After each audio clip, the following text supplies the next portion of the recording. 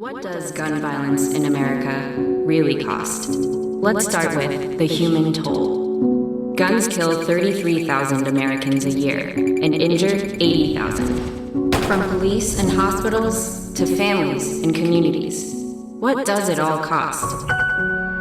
We've gathered the data in a groundbreaking investigation. The total price tag? $229 billion a year. That's $55 billion more than Apple's worldwide revenue in 2012, more than what obesity costs the country, and almost as much as we spend on Medicaid. First, there's $8.6 billion in total direct costs. Look at the average price of a single gun murder. There's emergency response, healthcare, courts, prison, totaling $441,000. We pay for 32 of these gun homicides every single day.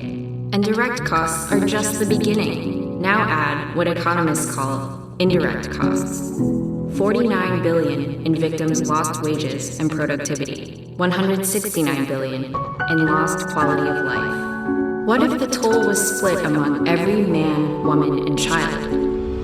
More than $700 per American.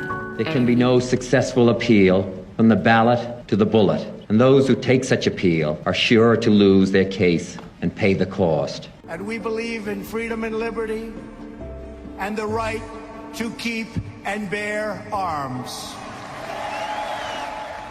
The NRA spends between $2 and $5 million annually advocating for gun rights, and in the 2020 elections, spent $29 million on political campaigns.